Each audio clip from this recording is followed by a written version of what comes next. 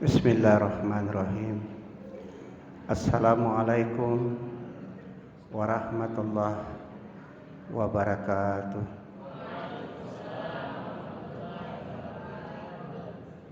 Alhamdulillahilladzi an'ama alaina bi ni'matil iman wal islam wa ja'ala syahru ramadan huwa syahru ar-rahmah wa huwa syahru al-maghfirah. Wassalatu wassalamu ala asrafil mursalin Sayyidina Muhammadin wa ala alihi wa sahbihi wa mawala. Sidang jamaah taruh yang dirahmati Allah, alhamdulillah pada perjalanan puasa kita ini sudah masuk, ada yang sudah 7 Ramadan, ada barangkali yang sudah lebih dalam keadaan sehat walafiat. Pada malam ini izinkanlah saya menyampaikan salah satu isi pidato Rasulullah sallallahu alaihi wasallam. Yang pertama, dia berpidato di bulan Rajab. Baru dia berdoa, Allahumma barik fi Rajab wa Sya'ban hatta yaum Ramadan. Ya Allah, berkahilah bulan Rajab dan Sya'ban hingga memasuki bulan suci Ramadan. Yang kedua doanya, pada waktu akhir bulan Sya'ban, dia kumpulkan seluruh sahabat-sahabatnya. Baru dia mengatakan, ya ayyuhan nas. Dia tidak menggunakan lafaz ya ayyuhalladzina amanu. Apa maknanya? Karena seluruh selain sahabat waktu itu mendengarkan ungkapan Rasulullah mengenai puasa. Kad dalalkum syahrun adzim, syahrun mubarakun, fihi lailan khairum min alfi syahr. Kamu sekalian telah dinaungi oleh satu bulan yang sangat agung, bulan yang mubarak.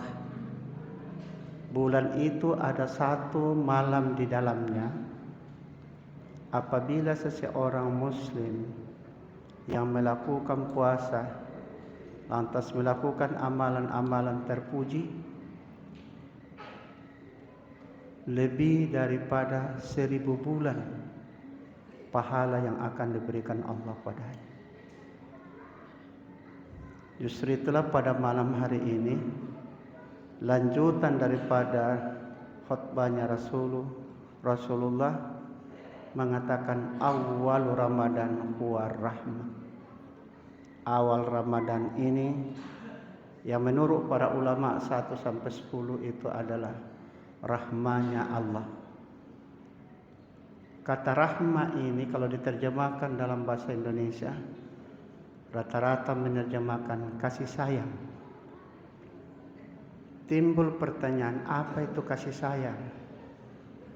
Sulit diutarakan dengan kata-kata, sulit sekali, tapi lebih dirasakan oleh perasaan. Umumnya dikatakan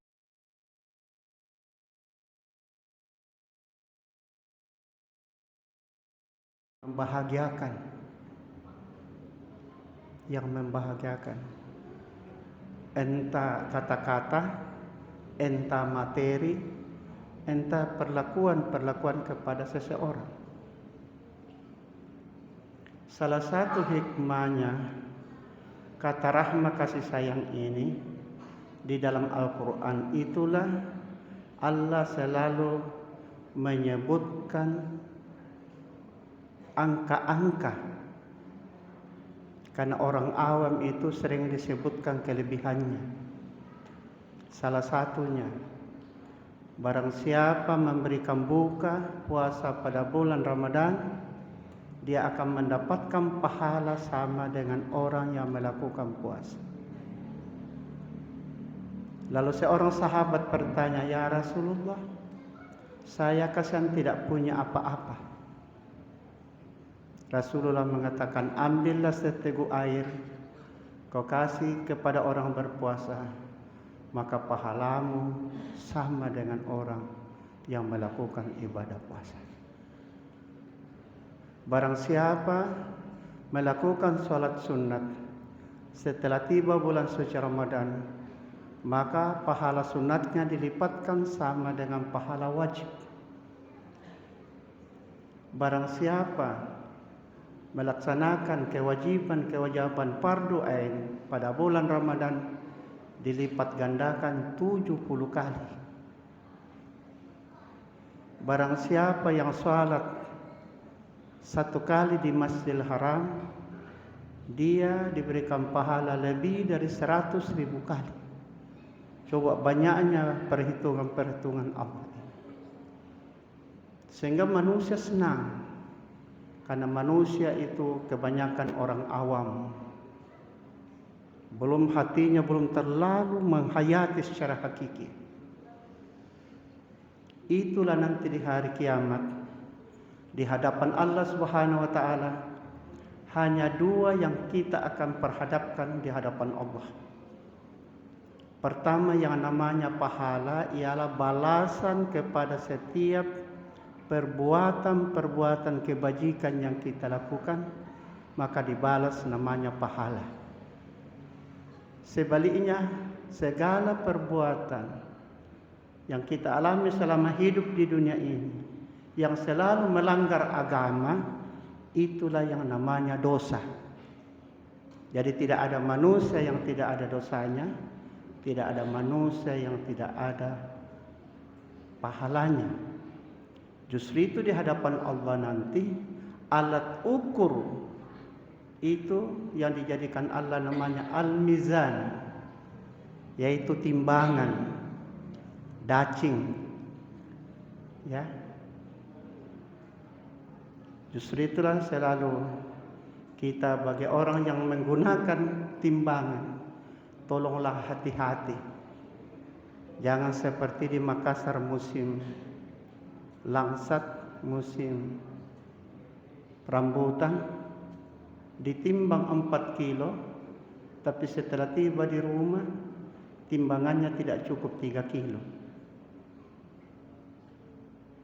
Itulah sehingga salah satu hikmah wailul lil mutaffifin, celakalah orang yang selalu menipu dengan melakukan timbangan-timbangan. Kalau timbangannya Allah nanti adil, tidak. Hanya ungkapan Allah, barang siapa berat timbangan kanannya, diberikan oleh tangan kanannya nanti, disuruh masuk, udkhulu bisalamin aminin.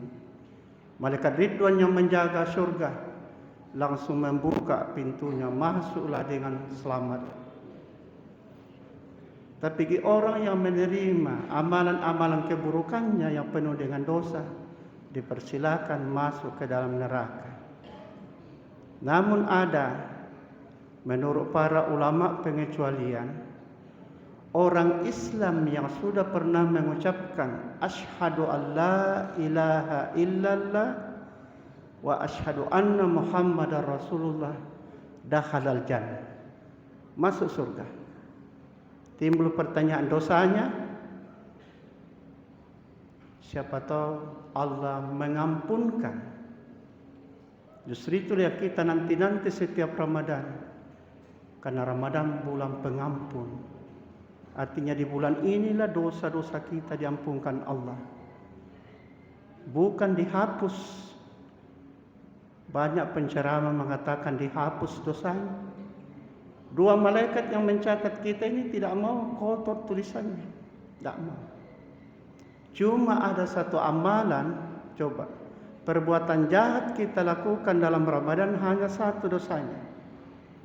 Tapi kalau perbuatan kebaikan dilipat gandakan oleh Allah Subhanahu wa Ta'ala.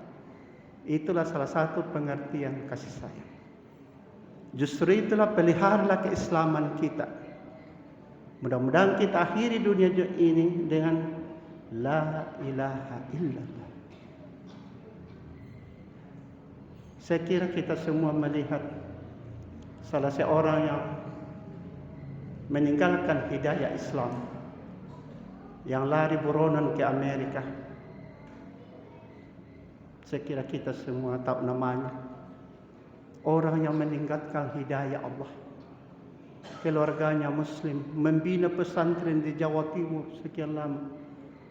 Tiba-tiba mendapat melepaskan hidayah Allah hanya karena mengejar materi dan macam-macam. Justru itulah bapak-bapak, saudara-saudaraku, pertahankanlah keislamanmu. Dan itulah yang paling saya tangisi setiap saya habis salat. Ya Allah, terima kasih ya Allah, Engkau memberikan petunjuk kepada ayah dan ibu saya menerima hidayah Islam.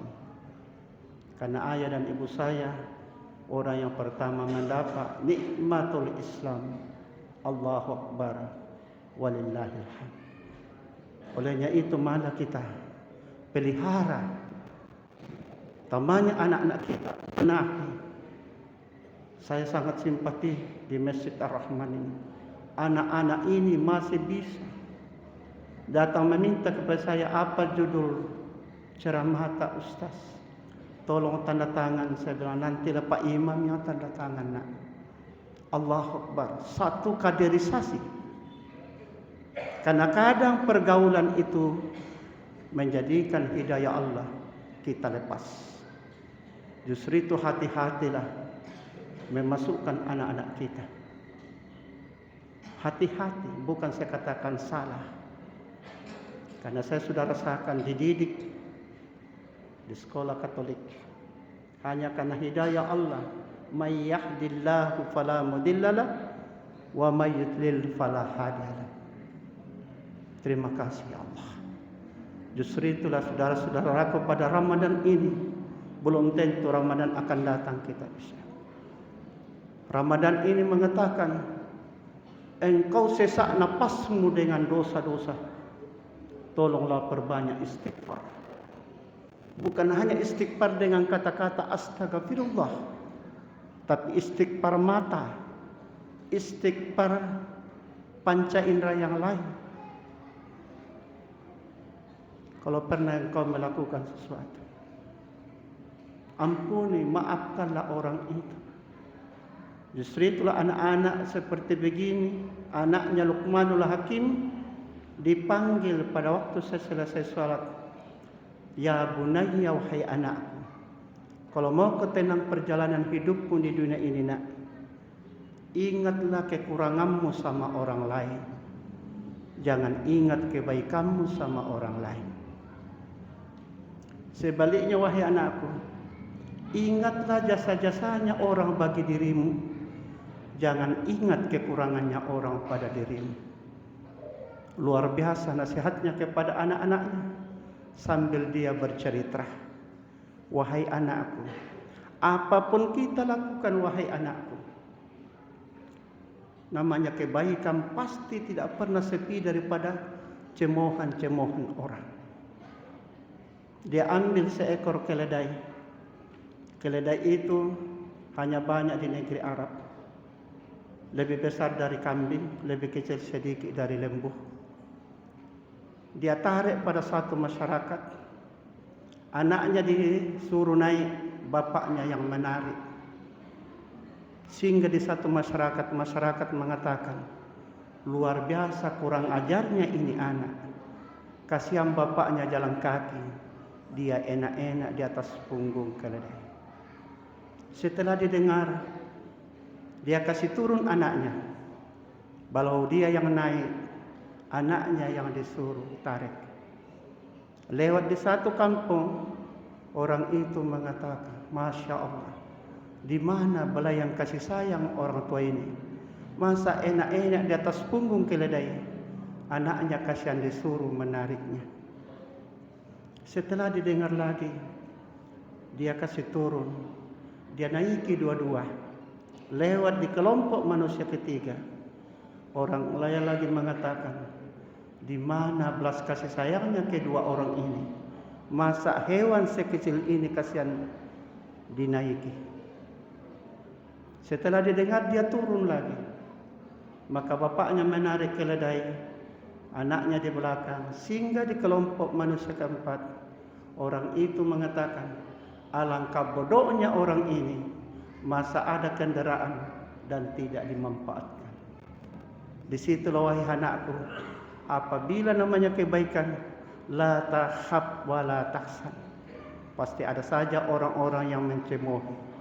Mudah-mudahan kita yang hadir di masjid ini, ya Allah, kita semua diampunkan dosa-dosa kita.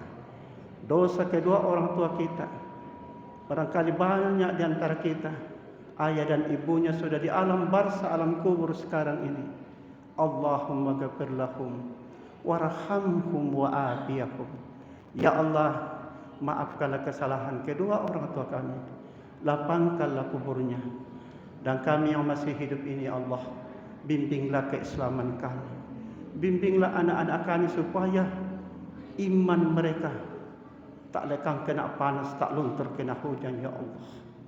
Dan pinta kami yang terakhir, mudah-mudahan Ramadan ini menjadi bulan rahmah bagi kami, sehingga kami semua yang hadir di Masjid Ar-Rahman ini, mudah-mudahan kita semua setelah dipanggil kembali ke pangkuan Allah, kita dimatikan dalam keadaan Islam, dalam keadaan husnul khatimah.